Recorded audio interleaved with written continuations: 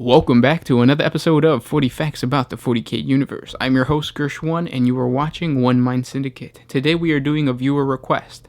During one of the civilian videos, somebody asked, what's going on in a demon world? What would an Imperial citizen or just anybody experience in a demon world? So we're going to be talking about that today.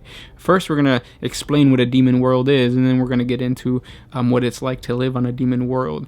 Don't forget to wait to the very end of the video because we have a Halloween giveaway for you guys. So stay to the end. Let's get into 40 facts about life on a demon world.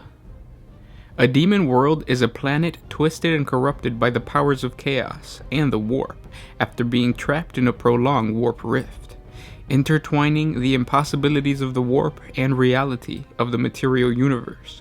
Demon worlds are not bound by the laws of physics, but by the whim of their demonic rulers and the emotions of their mortals' collective unconsciousness. Demon worlds are usually ruled by a demon prince who can shape the world's environment to his liking due to the pure psychic ability of the warp. Each of these worlds is a bizarre sub-reality ruled by their terrible demon princes. The majority of known demon worlds are to be found within the Great Warp Rift known as the Eye of Terror. Those few that are known to exist within real space, within the boundaries of the Imperium, are rigorously quarantined by the forces of the Imperial Inquisition. These worlds are rarely subject to an exterminatus, as the reality-shifting effects which predominate in the local space around the demon world usually prelude any attempt by the Imperium to eliminate it. This is one reason why the Inquisition will move so swiftly and mercilessly to unleash a purge upon any world where the forces of chaos have gained a hold, to preclude them from transforming it into another demon world that will be impossible to eradicate from Imperial space. The four major chaos gods continuously compete to possess the demon worlds. Armies of demons and their living allies fight huge and bloody battles to determine which of the chaos gods will dominate them, adding the world to their realm within the warp. These battles often last for hundreds of years, so the entire world becomes little more than a gigantic arena where the opposing forces are pitted against each other. The chaos powers do not, of course, appear in person to lead their armies. They are spectators to the event, not participants. Their generals are greater demons and favored demon princes who, because they were once alive as mortals, understand the nature of both the material universe and the immaterium.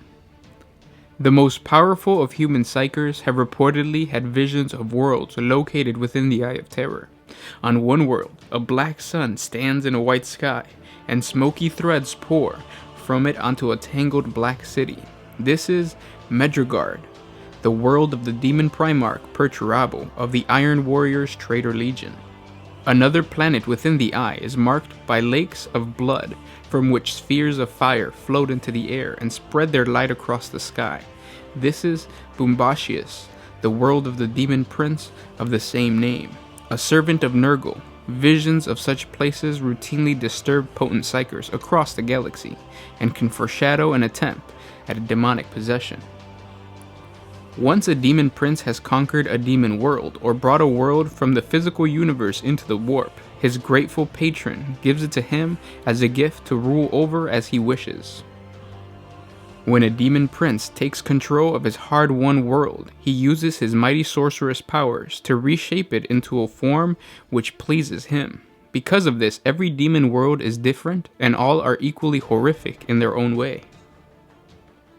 Most inquisitorial visits to demon worlds are short-lived and matters of dire necessity. This makes useful information regarding how a planet bathes in warp energies, or behaves, very rare indeed. The few reliable accounts detail that survival comes at a high cost, and the portion of one's soul is almost always the first down payment. Tales of being hunted by demons over changing terrain are common. Confrontations with one's worst fears are frequent. Seeing friends and loved ones die is a prevailing theme. Natural law ceases to be constant. Rocks bleed or cry when you pick them up. Some tales speak of mortals having to reassemble their bodies every morning in order to get up. There is no shortage of madness on these worlds. Some sages of forbidden lores postulate that either those trapped on these worlds control some of the makeup of the world, or that the demons rely on the constant stream of emotional output to ensure the survival and continual propagation of their guests. Though others' ideas are shopped among the halls of the greatest demonologists, what is very clear is that there are very few human beings strong enough to survive the barrage of horrors these worlds create. The few who have survived, and who have been able to tell their tales, have commented that the luckiest among them are those that are already dead. Some demon worlds are devoted to a single chaos god or ruled by a powerful demon prince like spoken of before, but many are cauldrons of unending war, where no individual or faction dominates. Many of the explored demon worlds are eternal battlegrounds where any human inhabitants are caught in a demonic crossfire. When a planet is classified as a demon world, it is present in real space or has been at some time. It is in these rare moments that the imperial agencies, such as the Adeptus Astartes, might be tasked with reconnaissance of the location. Occasionally, along with lost relics and new insights, survivors are found with sanity and soul intact.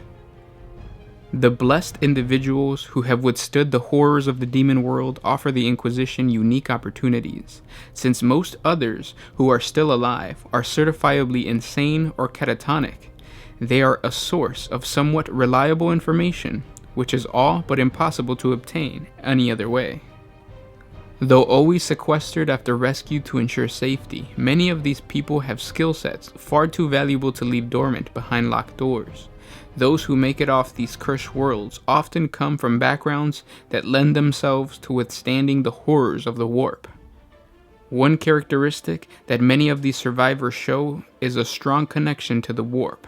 They are forever attuned to disturbances and entities from the other side of the veil. While this skill only seems to be active in real space, this sensitivity allows them to know when demonic entities or psychic phenomenon are nearby.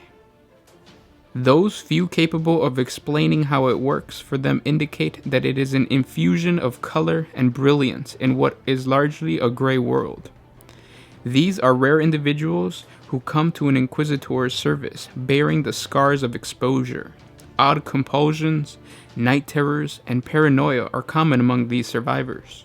Many display wills of steel, forged from their daily resistance to their demonic homeland, or possess humorous bitterness and darkness to reflect the horrors they have gone through.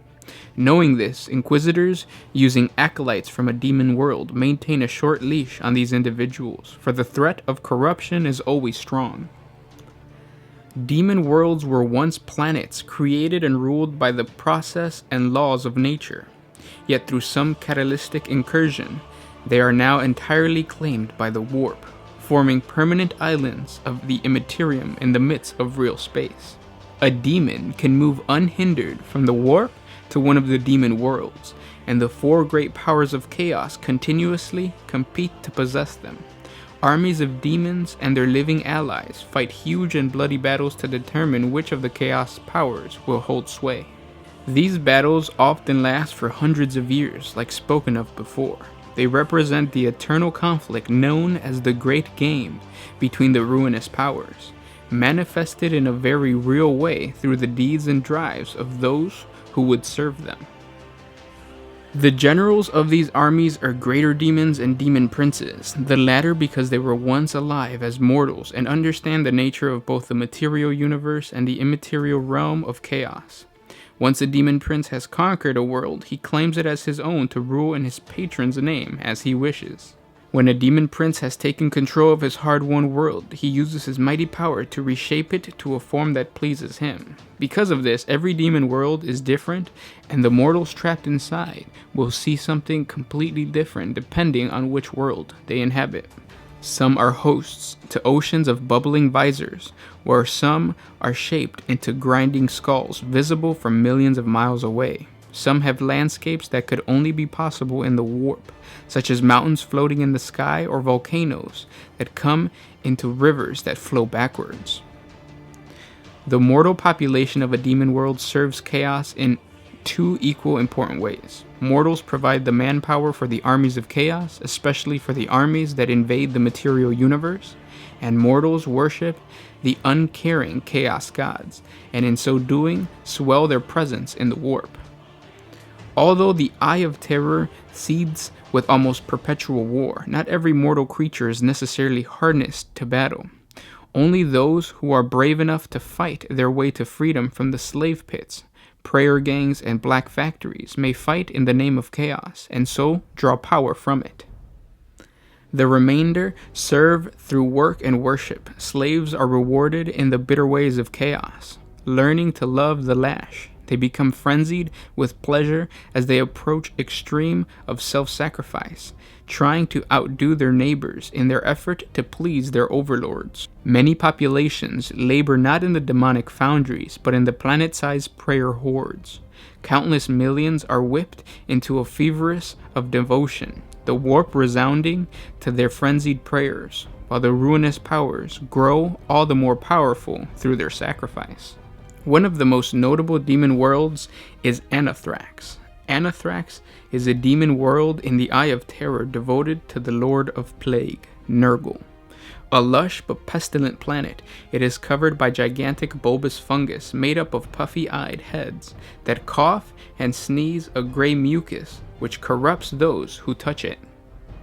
During the Abyssal Crusade, the Iron Drake chapter of Space Marines was ambushed on the planet by its vile vegetation and plague marines, resulting in their eventual corruption into the warband of Chaos Space Marine known as the Grey Death. Another of the judged chapters on the Abyssal Crusade was also corrupted on Anthrax and renamed themselves the Talons of Anthrax. Cathalon is a demon world that is dedicated to Khorne, the blood god. Eternal at war, Cathalon finds itself the battleground of the armies of Khorne under the bloodthirster Vangasha Hagasha and the demonic legion of Tzeentch. The surface of the planet reshapes itself as the forces of one chaos god or the other achieves temporary dominance.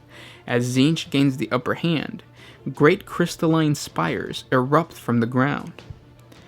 Khorne's dominance brings seas filled with chattering skulls. The battle between the forces of the Blood God and the Lord of Change is seemingly destined to last for eternity. And those were 40 facts about life on a demon world. Now, of course, we're not done with this subject. We have more demon worlds to talk about, so please subscribe to the channel to get those videos in the future. Now let's get into the giveaway. One Mind Syndicate is giving away the Burning of Prospero box set. This is the GW box set that just recently came out. You could pre-order it on the GW store, or you can win it on One Mind Syndicate. Simply comment down below, subscribe to the channel, and like this video. You need to do those three things in order to become eligible to participate in this giveaway. Now the winner, we're going to go to the winners page, verify that they're a subscriber, and verify that they like this video. So be sure to have your channel set to public and not private, because we will be checking that for the winner. The winner is going to be chosen randomly from the comments down below. You can comment as many times as you want, but be careful, because if you comment the same thing over and over again, YouTube is going to mark that as spam, and we're not going to get to see it, and you'll waste your time. So comment thoughtful, non-repetitive things down in the comments below.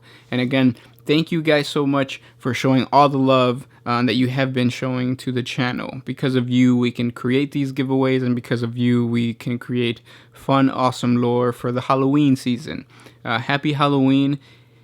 Enjoy the next videos that are going to come out. We worked hard on them, and we'll catch you next week to tell you who the winner is. Happy Halloween, guys. This was Gersh1 with One Mind Syndicate, signing out.